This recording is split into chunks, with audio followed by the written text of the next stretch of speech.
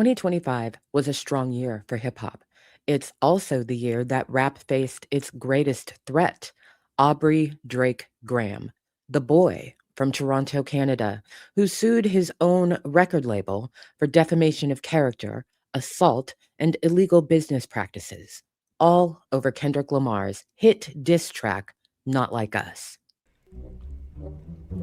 If I had not retrieved this document off of a government website, I wouldn't believe it's real.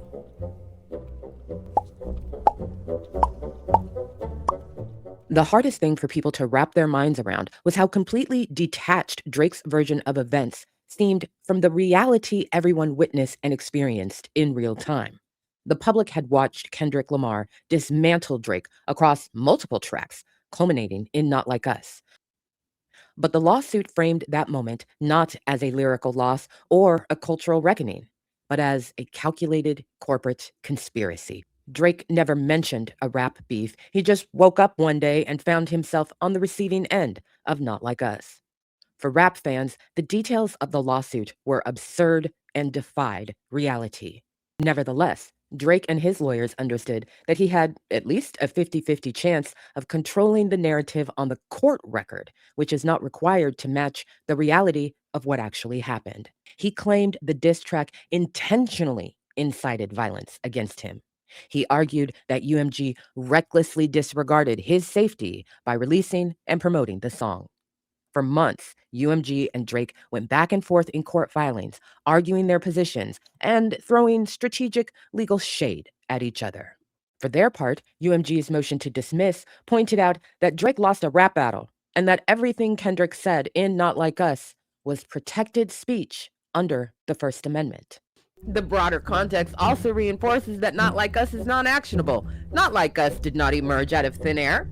It was Lamar's culminating diss track in one of the nastiest lyrical warfare rap feuds in recent history. It followed the release of 7 preceding tracks in which Drake and Lamar hurled increasingly vitriolic allegations at each other, including Drake's slurs that Lamar's son was fathered by someone else and that Lamar cheats on and physically abuses his fiancée. If ever there was circumstance for the audience to anticipate the use of epithets, fiery rhetoric, or hyperbole, this is it! Yes! And it's those implications for freedom of speech and artistic expression that spurred the University of California School of Law at Irvine into action. An amicus brief is a document submitted to a court by someone who is not directly involved in the case, but who has a strong interest in the outcome and wants to offer information, expertise, or a perspective that may help the court make its decision. These briefs are commonly filed in high-profile or complex cases where the outcome could have broader implications beyond the people involved in the lawsuit. Enter the criminal justice rap scholars. Historically, the creative use of language and verbal competition are found in cultural practices within the African American community. These practices, referred to as dissing, capping, roasting, or clowning, involve ritual exchange of insult. Ha!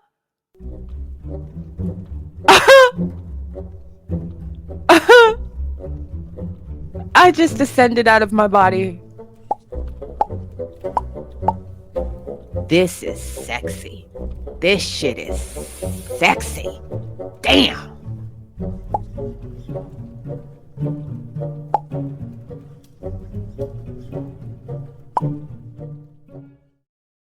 This is Jack Lerner.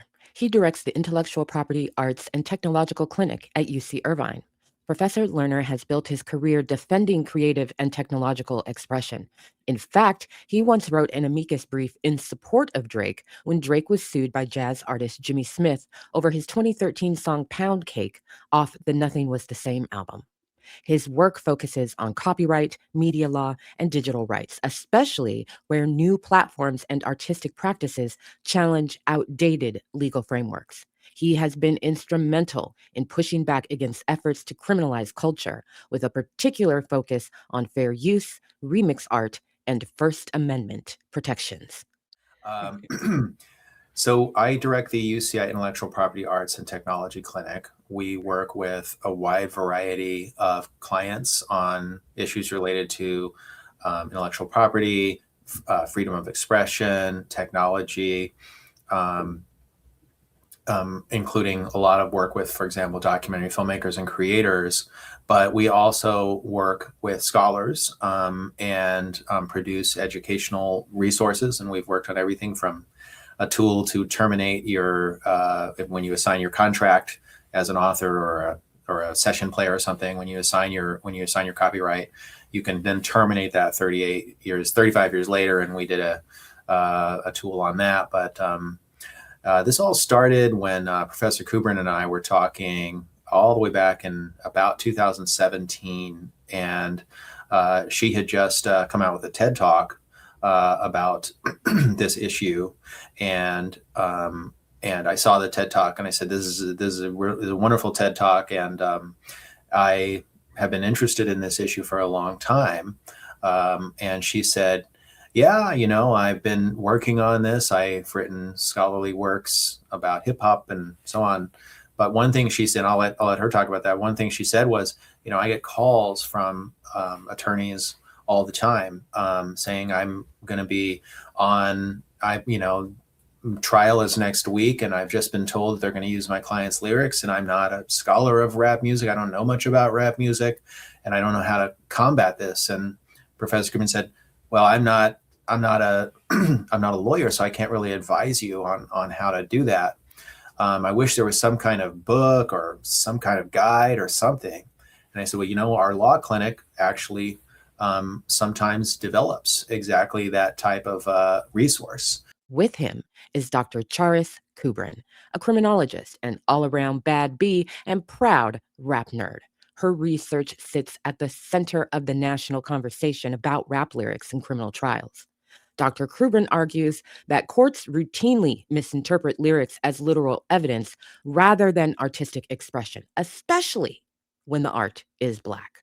When rap is on trial, Kubrin is often the first name called. It was a really great connection that Jack and I made to start off with this legal guide, and everything that's developed post the legal guide talks with public defenders throughout the state of California, work on legislation in California, various briefs, as I know we'll talk about in a minute, but other briefs as well.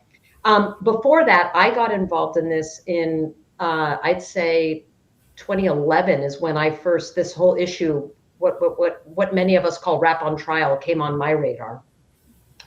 I had, early in my career, I've always been a fan of hip hop. I think rappers have a lot of very interesting and important things to say. Their words, their lyrics, I think can help inform social theory in my field. I'm a sociologist, criminologist by training.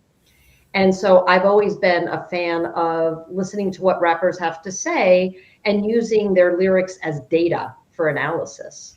And early in the 2000s, I did a lot of content analysis of hip hop lyrics, rap music lyrics, over 400 songs. And I did a real detailed study examining a variety of themes in the music, everything from violence to misogyny, problematic policing, nihilism, all different themes that I thought were relevant to theories of sociology and crime in my field. Published those papers and kind of moved on to other research. But it was 2011 when I got a call from an attorney who had a client, an aspiring rapper, whose lyrics were being used against him in a criminal case. Basically, this individual was being charged with communicating a terrorist threat because of the violent nature of his rap lyrics. And I recall the prosecutor was claiming in this case that what the lyrics were saying was absolutely true, as if, stripping rap of its artistic merit and treating it simply as statements of facts. And I went, wow, what is this? And I got retained as an expert in that case, essentially to content analyze this aspiring rapper, this client's rap notebooks. He had just hundreds and hundreds of notebooks filled with lyrics. And, I rendered my opinion in that case, which is that this is not real rhetoric. This is not a threatening thing that's going to be carried out. This is pretty much par for the course in most rap music. And here my content analyses can show you example after example. That was 2011. I've been involved, as my collaborators have, in many, many cases since then, testified in lots. And yeah, the rest is kind of history. Kyle Winnen connects the abstract to the immediate, showing how legal decisions filter down to the lived realities of those already pushed to the margins. Where some scholars focus on theory, he's tracking real-life impact. I used to work for a public defender's office back in 2015, and so I had always been interested in kind of race construction in courtrooms. And so when I came to UCI to get my PhD, obviously I kind of latched on to Charis's work right away because it was along the same vein as stuff I was interested in. And as my advisor, she was kind enough to take me under her wing and kind of let me start working on all this stuff with her. And so we've kind of branched off from what she normally was doing with rap lyrics and looking at how prosecutors are actually using these lyrics within their closing arguments and how they're actually bringing the lyrics into courtrooms and seeing what's actually being said within the courtroom with these lyrics. And so that's kind of how I got involved with it. I think I started that back in 2021, and I've been working on it ever since. We just published, I believe it was last year, a piece with Chapman Law Journal that kind of looks at how gangs and rap have been associated within courtrooms and how they use the rap lyrics to then promote gang association, improve gang association. And then we also have a book chapter that's coming out very soon, hopefully, that kind of covers how prosecutors are pulling these rap lyrics into their closing arguments and actually quoting directly from the rap lyrics to prove cases. And last but not least, Dr. Adam Dunbar is an assistant professor at the University of Nevada. His work helps explain why jurors and judges often view Black art through a lens of suspicion. Unfortunately, he was sick the day we taped this, but I hope to have the chance to talk to him in the future. Together, these folks wrote a brilliant and compelling amicus brief to the judge in Drake v. UMG, focused on the very thing that the judge would emphasize when she eventually dismissed the case. So you mentioned that you get contacted a lot by attorneys that are dealing with situations, but in Drake v. UMG, you all took it amongst yourselves to prepare a brief for the court. How do you decide what you're going to try and weigh in on? Obviously, a judge doesn't have to accept your brief, but how do you pick? You can work with Drake v. UMG, but how do you decide this is something that we're going to take our time and expertise on and offer that to the court versus an attorney contacting us and asking us to work on something?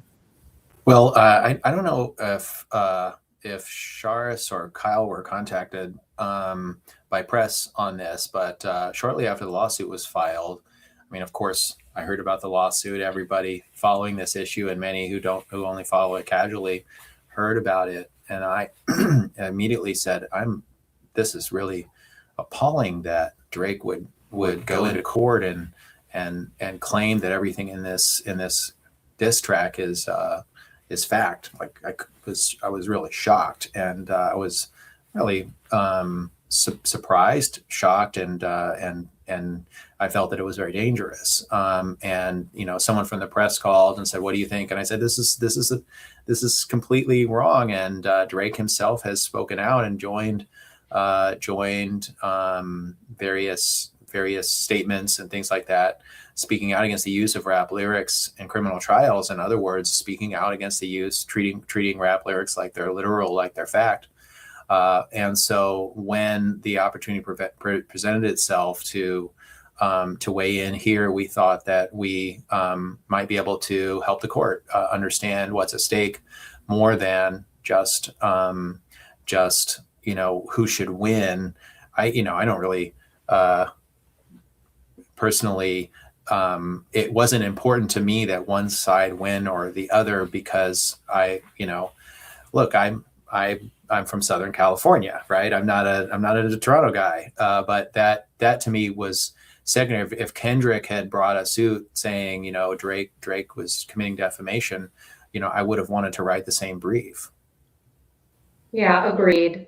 I mean, I think this this case for all of us just set off alarm bells in terms of worrisome precedents.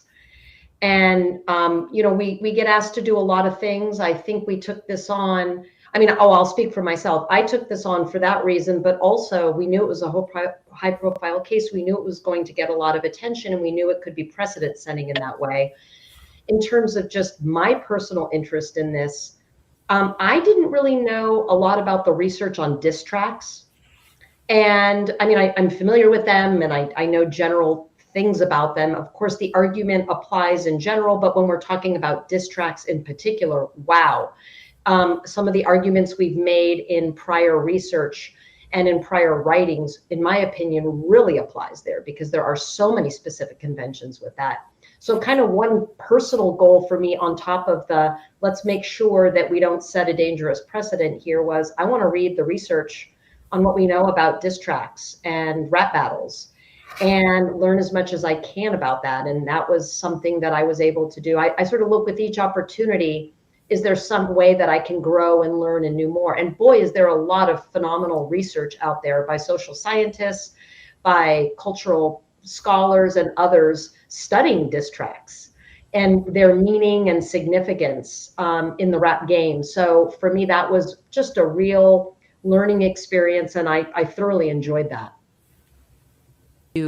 How do you think something like this kind of a precedent could transfer literally or even in spirit from a civil situation to like criminal? Yeah, I think that was kind of one of the major concerns that a lot of us had was, is this precedent then going to be, quoted in a criminal court later and come up and when we're dealing with it in these cases? And so I think it's a scary proposition, right? Because once law is set and once they've established that precedent, obviously Jack's going to give a better answer here on this than I will because he's a lawyer, but it's one of those things where it got national attention and it's something that people are going to remember. And so when people remember these things, and then other attorneys are going to think about, oh, how can I use these things in court? And then it becomes a new weapon, a new thing in their toolkit if they hadn't already been used again. And then a lot of attorneys are already aware of it, and then they see this big case that's a national case that's establishing that, hey, it's okay to treat lyrics like this. And when it's okay to treat lyrics like this, then they're not going to have a problem using them in criminal courts as well.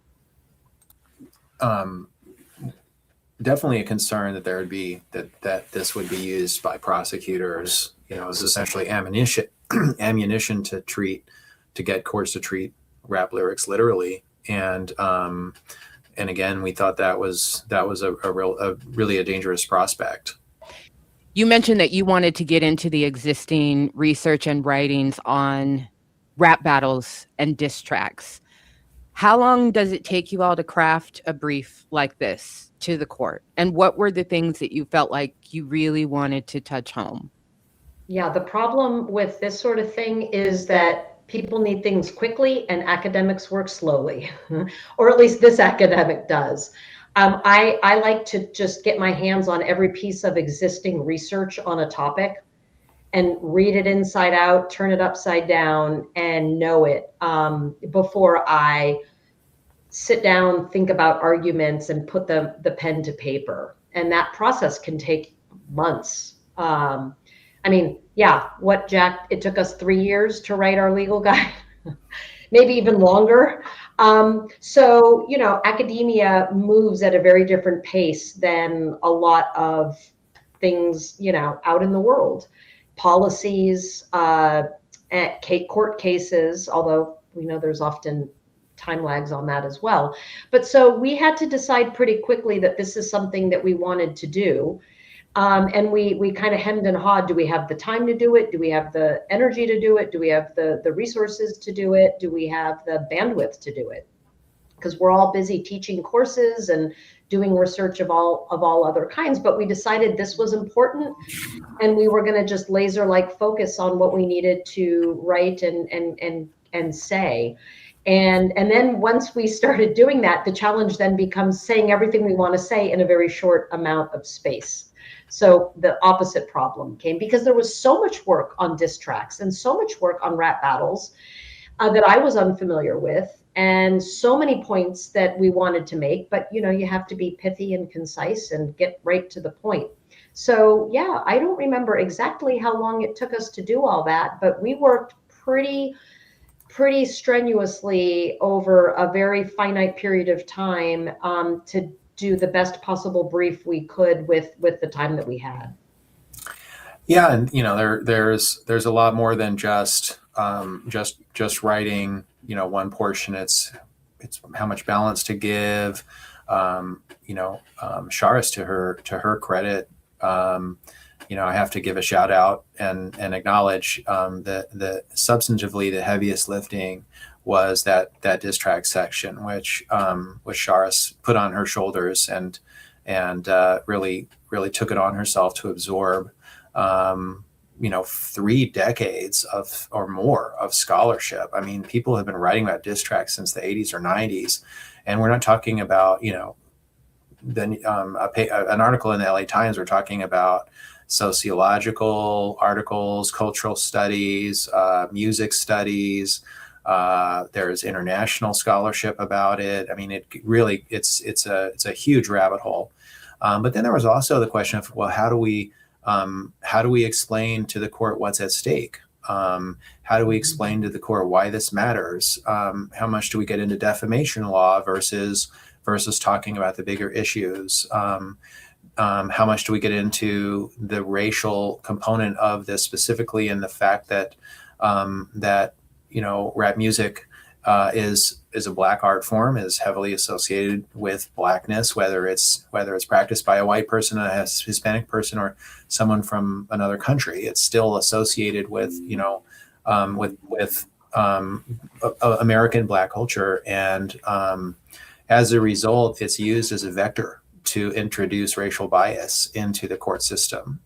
And we wanted to make that clear, that this is about more than just a diss track, more than just an online fight or a public fight between two figures, that there's a lot more at stake. So how you convey that in a very, very small amount of space, especially when you're dealing with all of the scholarship on diss tracks. And we also had to figure out, I'm not admitted to practice in New York. So how do you file in the Southern District of New York, the federal court in Manhattan?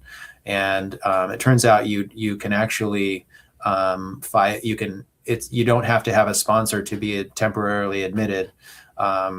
So we figured out how to file, and I have to give a shout out to our students. So our law clinic is students practice law under faculty supervision.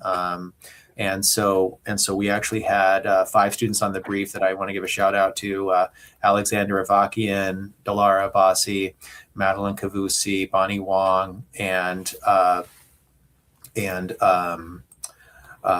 Andrew Pratt. All second and third year students at the time, who helped us write the brief, and in fact wrote key portions of the brief. And Dalara and Bonnie wrote the motion where we asked the court, here's the argument for why you should admit this brief as well. And all of that has to be done. And then you have to have the formatting correct, and you have to, there's all kinds of certifications that you have to prepare when you file. And so that's all very time consuming. Litigators deal with that every day, and it's just so every time a brief is filed, there's a bunch of crap that goes with it that takes forever. Thank you. So you said when you first read the lawsuit, obviously you're immediately like, well, this is potentially extremely problematic. Was there any nuance of the argument regarding defamation that really kind of struck you? I know that I'm speaking specifically to defamation, even though the case involved other counts, because your brief spoke specifically to defamation. At the beginning of the brief, we do talk about we do talk a little bit about. I think we mentioned in the motion some of the applicable defamation law, but really for us it was more thinking about there are First Amendment implications here, freedom of expression implications. There's obviously the question of racial bias. And then there's simply the question of context. And that was the bulk of our brief, is helping the court understand the context. Which the court really honed in on in their ultimate decision to dismiss. My understanding, my layperson's understanding, the judge has purview over matters of law, and a jury would have purview over matters of fact. And so when I read the brief and in just doing more research, it sounds like you were trying to really provide a robust context for the matters of law that she needed to answer. In Drake v. UMG, context proved key. Drake knew that, and it was probably why his lawyers fought so hard to create their own narrative outside of the context that mattered most. He was involved in an active rap battle. Not Like Us wasn't the first or the last song in that fight. Yet, his lawsuit was structured as if the track had emerged in a vacuum, divorced from the weeks-long exchange of diss records Drake himself provoked and participated in, framing the song as a standalone, factual accusation rather than a move in an escalating artistic feud. That omission was not accidental, it was strategic. By removing the rap battle from the story, the lawsuit tried to treat exaggerated diss track language as if it were meant to be taken literally, and to suggest that listeners would hear it that way. UMG immediately pushed back on that framing, putting context at the center of its motion to dismiss and its request for judicial notice. Those filings laid out the full back and forth of the songs, the surrounding media coverage, and the public understanding of the feud to show that Not Like Us was heard as one entry in an ongoing exchange of insults, not as a factual claim. The rap scholars took that argument a step further, explaining that a court cannot evaluate meaning without understanding how rap battles work and the deeper Black cultural traditions they come from. Their brief situated diss tracks within traditions of exaggeration, signifying, and competitive insults, forms that depend on bravado and metaphor. And they warned that treating such expressions as literal fact risked reviving a familiar pattern: the criminalization and weaponization of Black art in legal proceedings. In that sense, the dispute was not just about whether Drake omitted context, but about whose context counted. Drake's filings asked the court to accept a narrowed, sanitized frame. UMG insisted on the immediate musical reality of an ongoing rap battle, and the scholars insisted on the deeper cultural reality beneath both. Taken together, they showed why context is not peripheral here, it is central. So it is correct. So the judge can decide without the jury questions of law, and the jury is considered only a fact finder. So the jury only decides facts. So, for example, how much money did Drake lose would be a good example of a factual question that the jury might go to, or gain from the whole thing. I don't know, but something like that. When it comes to defamation, though, it certainly can go to the jury, but the court can rule as a matter of law that this doesn't constitute defamation. And with defamation in particular, there's a lot more leeway for the courts to do that. And so there's more to the court, in part because it is a little more confusing to a jury. And one of the challenges too is this was on what's called a motion to dismiss. So basically, you file a complaint, then the defendant files the answer, and then at that point, the defendant can move to dismiss and say, look, even if everything and this is in the case, but I just want to explain, even if everything in that complaint and just the pleadings, nobody has collected any facts. There have been no depositions. There's been no, no one looked at anyone's emails and said, let me subpoena your emails and look through your emails, or give me all the documents related to this. And, you might have to turn over 20 boxes of documents to the other side. That's, that's called the discovery process. This is all before any of that, right? And it's just, if everything that was in Drake's complaint was true, would this be defamation, right? Would this constitute defamation? And then a lot of stuff was attached to the complaint, and the court did consider that. So that's some factual evidence that the court considered, but none of that was really in dispute, right? And so the court was able to, and sometimes courts will do what's called, they'll say, well, I'll take judicial notice of the fact that it was 75 degrees on Friday here in Southern California. Right. So it was 75 degrees, and that's in the the weather records. And so I'm just going to make that finding a fact, even though there was no discovery about it. And so the court did consider a bunch of facts that were included.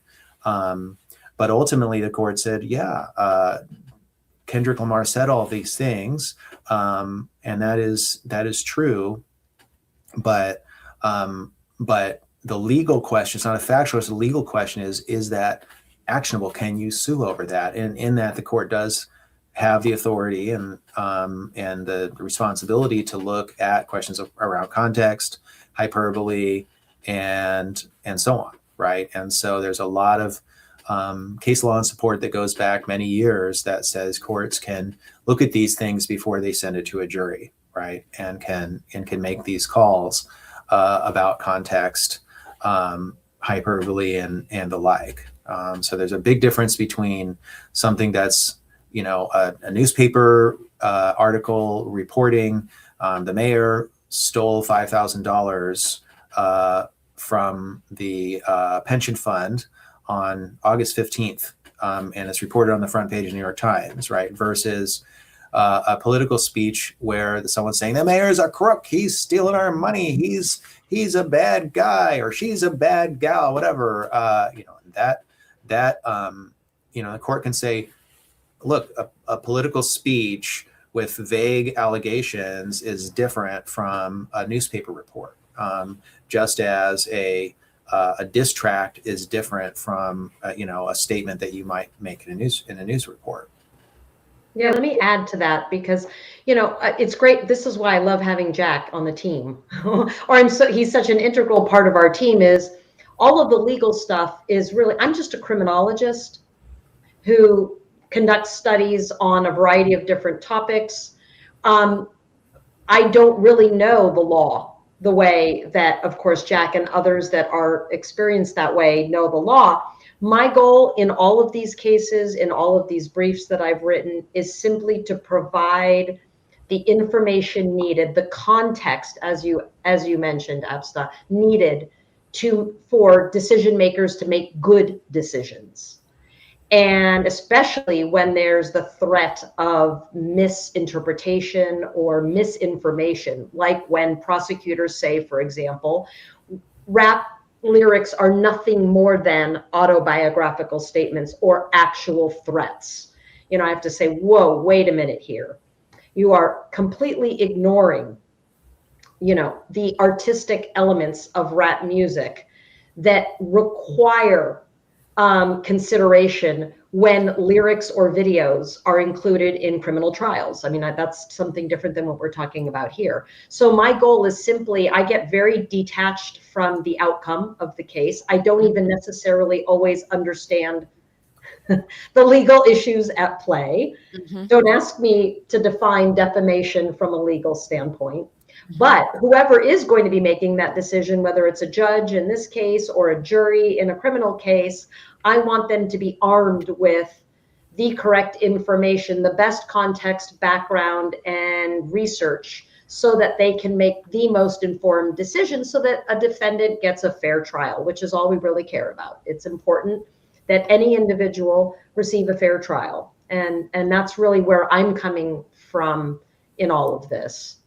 You said in the brief, quote, rap is an extension of the Black American tradition of oral storytelling.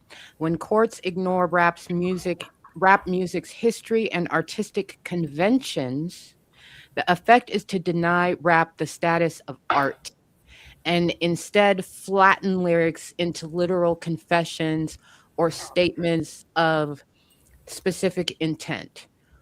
What causes that to happen in the system, right? In the court system? Is it just racism? Is it stereotype? Is it just simply ignorance to the conventions, not just of rap, but of hip hop, the culture that surrounds it? I mean, one of the things that you're very careful to point out as you kind of build the pieces of the context that you explain in your brief is like the persona of an artist and how that contributes to the rhetoric they use in their music. I'm curious what, for anybody who wants to jump in, what your thoughts are on how does that happen that we get flattened down, that our art gets flattened down and interpreted in that way? And what is the impact of persona in there? Kyle, you want to jump in on this one?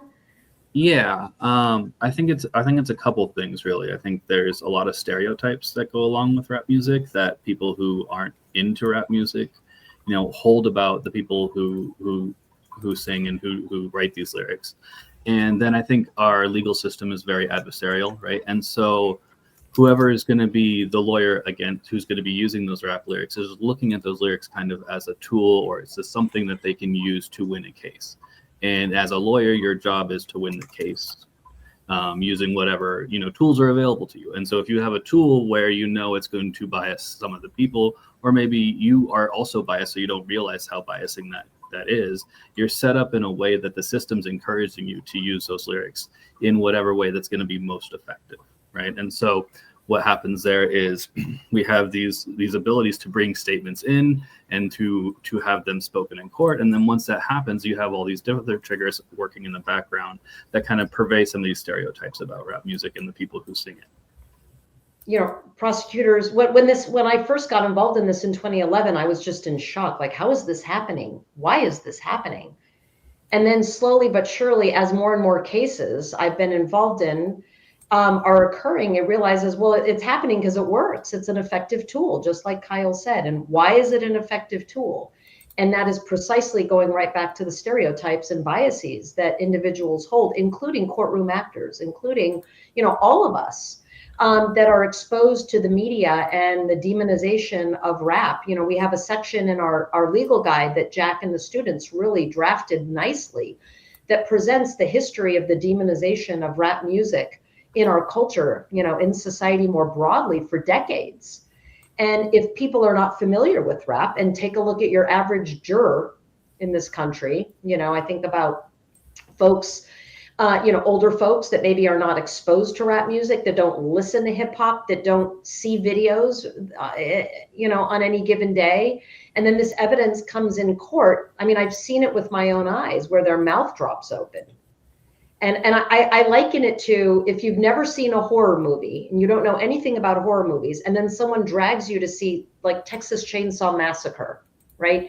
You're going to be, your mouth will be agape because the imagery is very salient. But if you tell somebody any good horror film has blood, guts, gore, that's the definition of a horror film. Right. And then they go and watch it, well, they have a different opinion about it.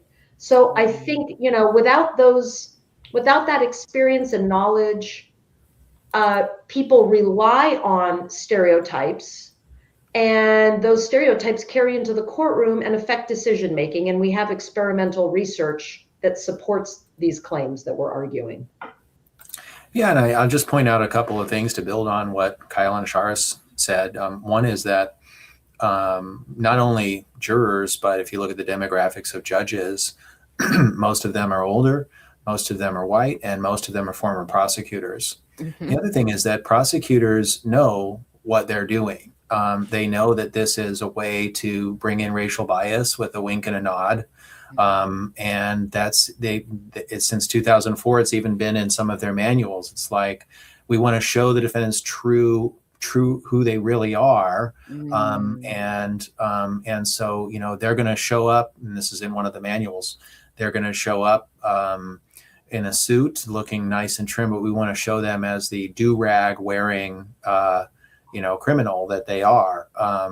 And that's called character or propensity evidence in the law of evidence, and it's not allowed except under specific circumstances, and that's obviously not one of them.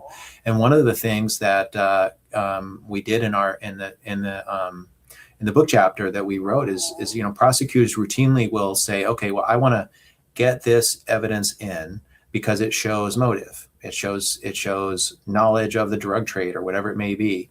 And then when it comes to the closing arguments, the prosecutor will go way beyond that and say, this is who they are. This is what they do. Look over there. This is who they are. And this is what they do. And this is their way of life, and all those kinds of things, where they're essentially taking, you know, hundreds of years of stereotyping and negative negative discrimination and leveraging that to paint a picture of this person's character. And, you know, the other thing is, in our second edition, as Shars noted, we went through, we did a little research into rap music and how it's been treated in the media. There have not been that many studies about it, but those, unsurprisingly, the few studies that have been done showed an overwhelmingly negative treatment of rap music in the media. And courts rarely discuss that, and never almost discuss the fact that there, you know, once you bring rap in, there's just lots of negative stereotypes, and that gangster rap, quote unquote, has always been very controversial and subject to really sharp criticism. And if you want, I can read you some of the headlines that we pulled out from the decades of negative treatment. Yes, you know, I'd love that. Is gangster rap hurting America's children? Obama's hip hop barbecue didn't create jobs. In 1990, Tipper Gore, who was then the wife of she was not yet the wife of the vice president. He would become vice president a couple years later. She wrote one called "Hate, Rape, and Rap," which is a national op-ed in the Washington Post. No excuse. Rap music responsible for nothing but bad taste. Rap music profanities invade educational TV. Rap music gets rapped here. Lyrics called violent, lewd. And then my favorite, son changed by rap music, mother says. And so, you know. By the way, never mind that popular culture in general in this country is filled with violent, misogynistic imagery that nobody seems to care about. Yeah. That's right. So, I say that as I'm watching the Breaking Bad episodes. I'm finally getting caught up on that. Yeah, right. And that's just hailed as like brilliance. Yes. You know, or any Quentin Tarantino movie, yes. or any other, you know, popular art form that embraces violence and that sort of thing. But when it's done as rap, now we have a problem. Well, and Professor Kubrin's scholarship shows that there's violent imagery. We know there's violent imagery in heavy metal, and even in country and folk music. And you take the same lyric, and you can just label it country, or label it folk, or label it heavy metal. And well, I should let the sociologist, the criminologist discuss this. But there's research. I mean, so please. Well, no, we've been talking about these stereotypes and biases, and, you know, someone may say, prove it, or that's the past. We're in a multiracial, harmonious society now where race is, you know, and you show it through, I mean, we all kind of roll our eyes because we know the reality, but also, what does the research say? The research is unequivocal on this. And Adam Dunbar, unfortunately, who couldn't be here today to join us, it really has led amazing scholarship in this area. And I was lucky enough to be his dissertation advisor when he was a PhD student at UC Irvine. But he did, for his dissertation, a series of studies, which we subsequently published, experimental studies looking at how people perceive different genres of music in these experimental studies. And what we did, just to very briefly give you an example of some of this work, we took violent lyrics, actually from a folk song. We randomly told some people in an experiment that these were rap music, or we told them that they were country music. And we asked them to evaluate the lyrics on a number of dimensions, like how offensive do you find these lyrics? How threatening are they? Should they be not played on the radio? By the way, this was replicating and extending a previous study that had been done in 1999 by a social psychologist. In any event, what we found, as the social psychologist Carrie Freed had found 15 years prior, was that people who read the violent lyrics who thought they were rap rather than country evaluated them much more negatively on almost every dimension.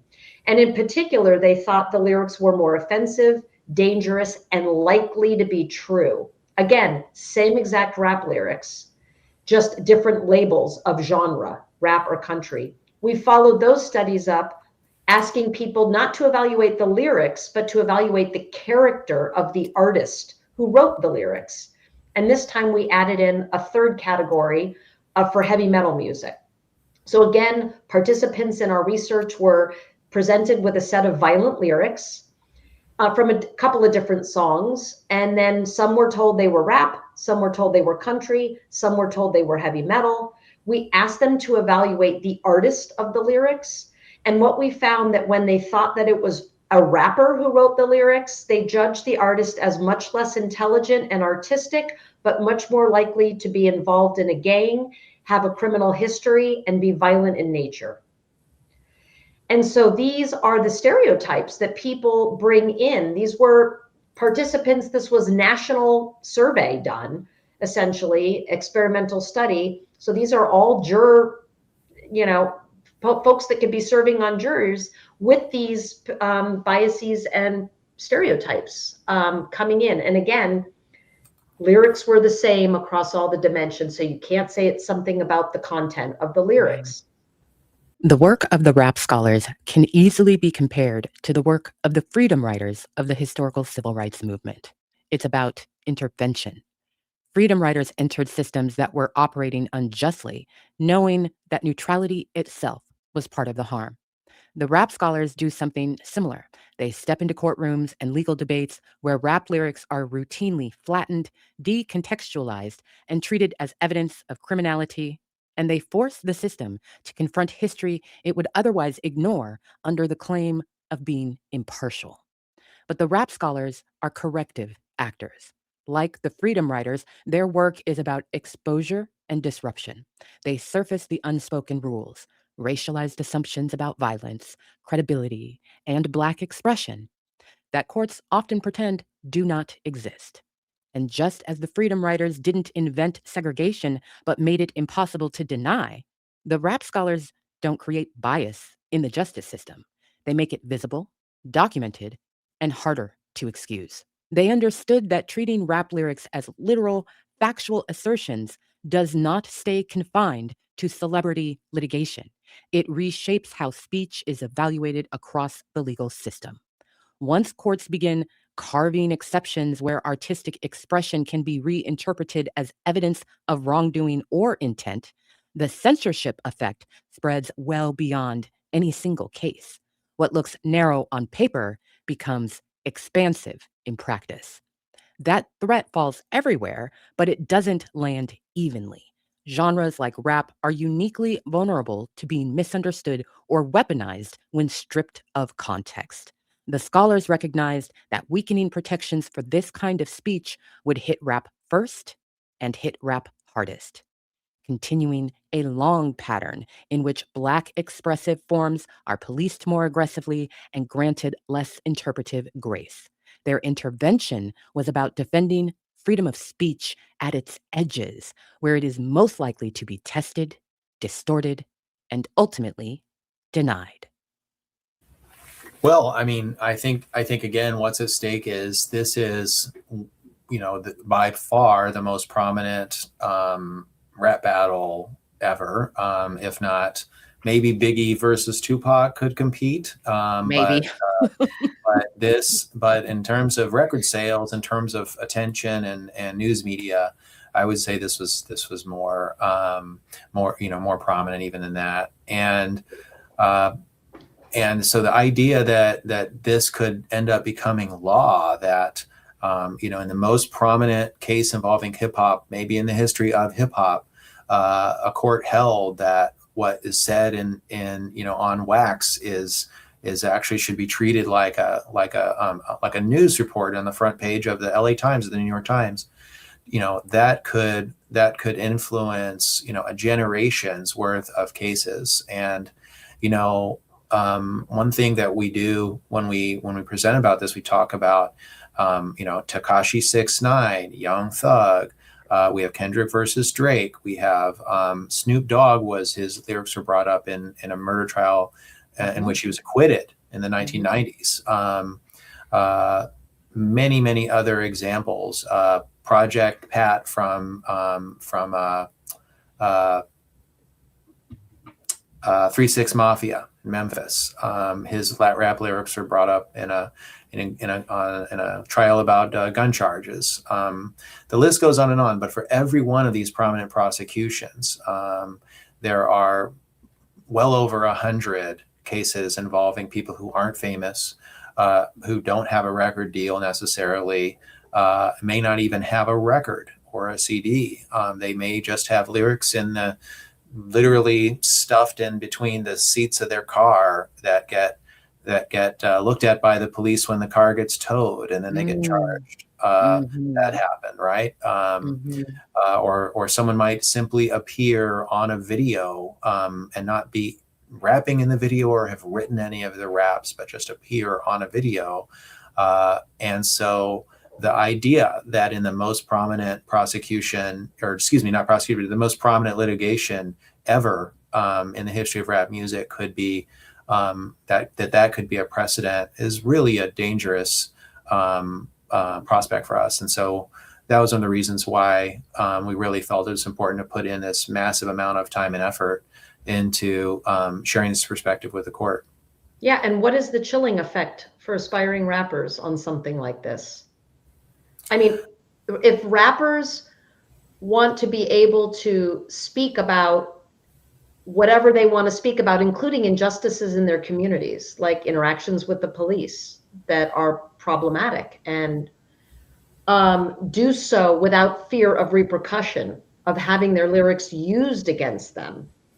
I mean, this setting for dangerous precedents like this raises very big concerns about rappers and frankly any artist's ability to express controversial opinions on things. And that's why we're very proud about California passed AB 2799, the Decriminalization of Artistic Expression Act. And we were all involved in that to varying degrees. But one of the things that we're thrilled about, it basically puts some guardrails on the use of rap lyrics as evidence in criminal trials in California. We need legislation like this, at the federal level and across all the states. But one of the great things about this is it applies to all forms of artistic expression, not just rap music.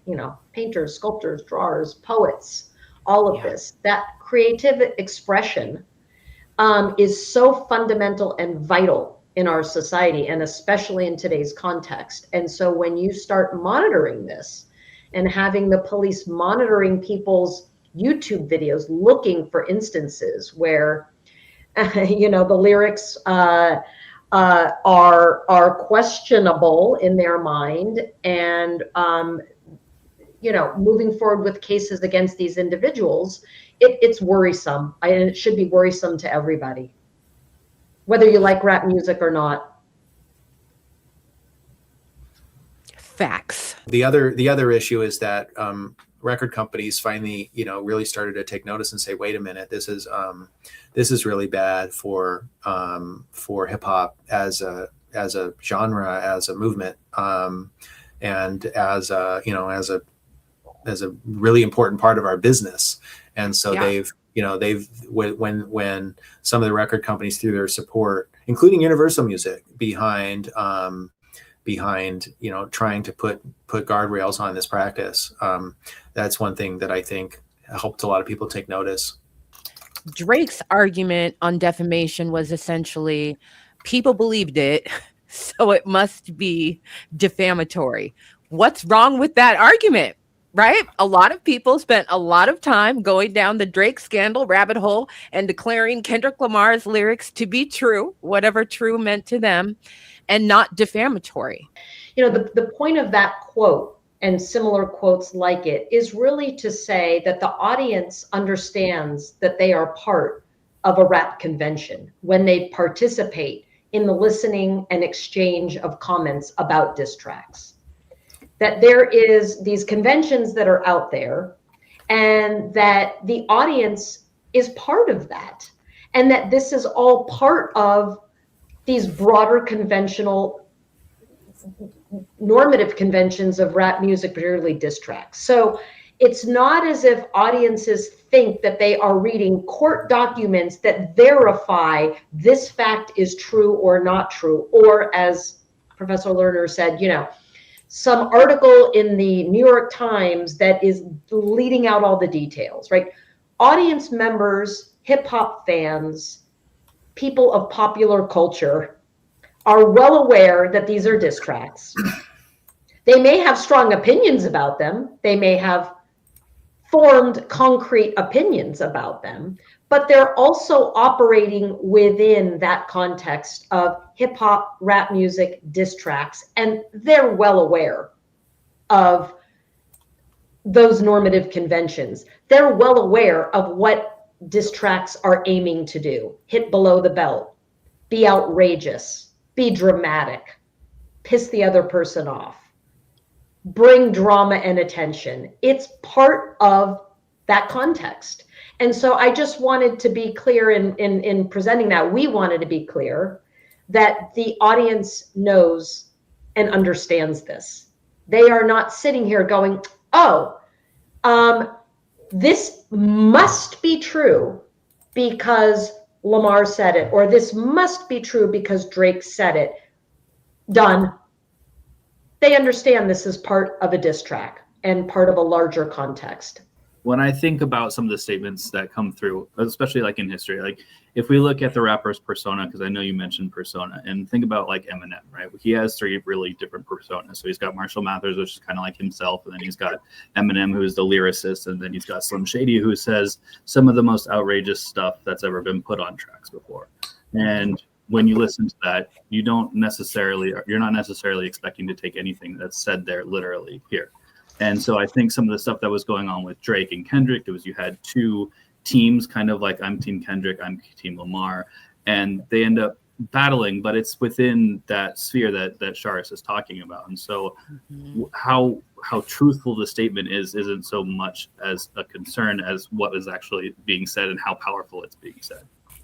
Yeah, and the court did a great job of addressing this question of audience. The court said, look, there are a lot of cases where you have a heated public feud and everyone is watching that, knowing that what's being said is in the context of a heated public feud with epithets, exaggeration, things that are really extreme and out there being said back and forth. And audiences understand that. Another thing Judge Vargas did, which I thought was really important, was Drake said, look, Not Like Us was its own thing, and it achieved a level of cultural ubiquity that places it apart from everything else. And the court said, no, this was actually seen in the context of a rap battle that was ongoing, in which Drake actually invited Kendrick to make these accusations via the personality of Tupac. He also made allegations of illegality and other scandalous things about Kendrick Lamar. And the court pointed that out and said it's perfectly appropriate for the court for courts to consider the context. Is it a bitter public feud, or is it an academic paper? Is it a newspaper article? and audiences understand the difference. And she said, just because you picked out some YouTube comments where some people believed it doesn't mean that that this artistic genre and this context of the heated public feud can is transmuted into fact just because a few people in the YouTube comments believed it to be true. And so I think the court didn't talk that much about the chilling effects, but imagine the chilling effects if you said, okay, well, for a rap battle or for some other kind of artistic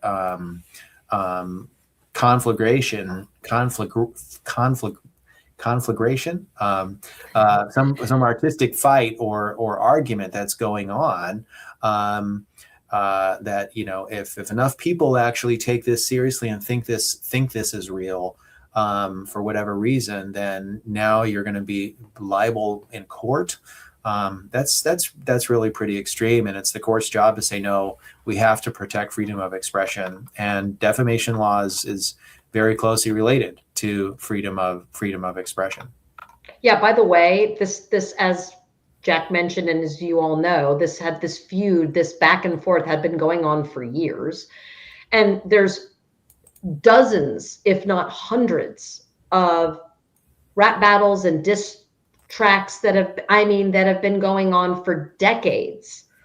And so where are we drawing the line here? I mean, this is, how many cases could there be if we take all of the instances of hurtful claims that are being made by one rapper to another?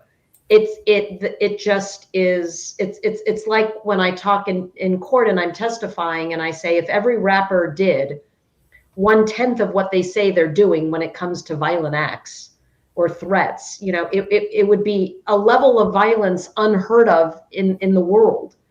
And so, you just can't take that at face value. That is part of the genre. So yeah, important context, again, to take into account. And I think it's really important too, when we're thinking about the amateur rappers out there, who part of this whole genre convention is battling is a way to get up in your name known. It's a way to get your name out there. And so if you're putting yourself out there so that you can make money, so that you can get out of whatever life situation you're in or however you want to succeed, but then you're also worried about every single thing that you say is now going to come back and eat you in court if you end up picking up a case or something like that. How does that restrict what people are willing to say? And then when you think about the corporations that are promoting this type of music because they make money off of it, now you're basically in a situation like, well, this is what I have to say if I want to succeed, but then I'm also putting myself at risk every time I say it. And that becomes a problem as well. I do know aspiring rappers that I've spoken to where they've been involved in these cases are now saying, well, if I keep making music, I'm going to have to put a disclaimer. We talk a little bit about that in our legal guide because they're concerned that this can be used against them. So I don't know what the right answer is on that. Mm-hmm. Mm-hmm. There's already a measurable chilling effect. It's changing the art form before our very eyes, right? And we talk a little bit. And Complex wrote an article, I think it was, about this trend of people saying, "Look, everything that you see is just cap, and this is all just cap." Right. And that's a departure from the idea of keeping it real and the deliberate effort to project authenticity that has been part of hip hop for since the 80s or earlier. But if you then said, let's add a legal requirement to put disclaimers on there, right? Even a court decision requiring disclaimers. Now all of a sudden it's like, wait a minute, you didn't put a disclaimer. Do I need to put a disclaimer? How much do I need to disclaim? In Drake's response to UMG's motion to dismiss, his lawyers said this about your brief. The brief raises interesting academic issues, but particularly at the pleading stage offers no guidance for this court. No authority supports the proposition that rap music can never defame a subject of that music, regardless of the actual words and imagery used in the music, the specific context of and around the song, or evidence of how listeners actually understood it. And in any event, this motion to dismiss is not the appropriate vehicle by which to announce such a sweeping legal policy. Well, I thought it was, very savvy to sort of say, well, that's and what they're doing is really, leveraging a stereotype of people in their ivory towers just wanting to weigh in and something like that. And so in that respect, kudos to them for trying that stratagem. I don't think it was, of course, I disagree with that it's not relevant.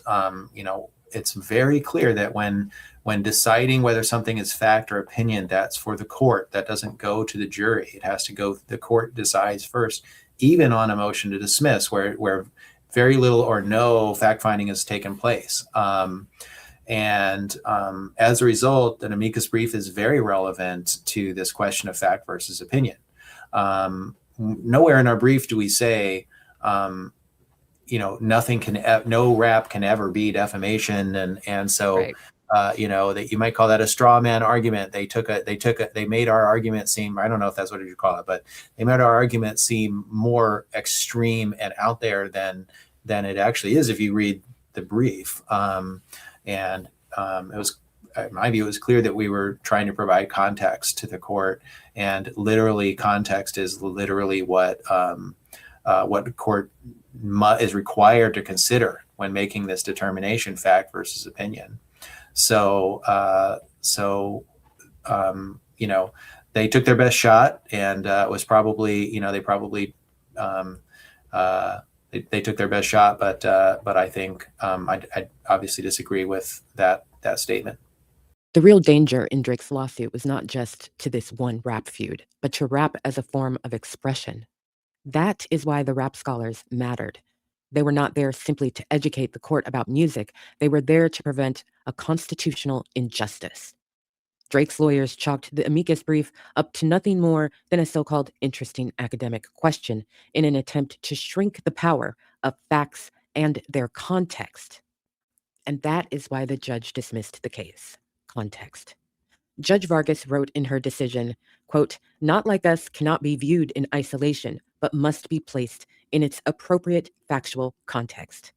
The fact that the recording was made in the midst of a rap battle is essential to assessing its impact on a reasonable listener.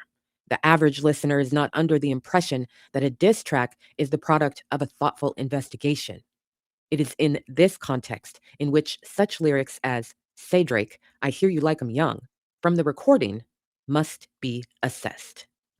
What can be taken away from this case at a big picture level is that Drake's lawsuit was not just about one song or one insult. It was a serious threat to how free speech, and rap in particular, functions in the United States. Had his theory succeeded, it would have fundamentally changed how rap is written, performed, and heard, forcing artists to self-censor and turning artistic bravado into legal liability. The court's decision shut that door, reaffirming that art cannot be retroactively stripped of its context simply because it hit a nerve. And in doing so, the court preserved not just Kendrick Lamar's speech and UMG's right to publish it, but the future of rap as a protected form of expression. Period. But Drake isn't on the side of protecting rap. Within weeks of his case being dismissed, he filed a notice to appeal, where he will try to get the judge's ruling overturned, which means we may not have heard the last of the rap Avengers. If there were going to be an amicus brief, we would have to file another one, and that's something that we're currently in the process of figuring out. So stay tuned. Okay.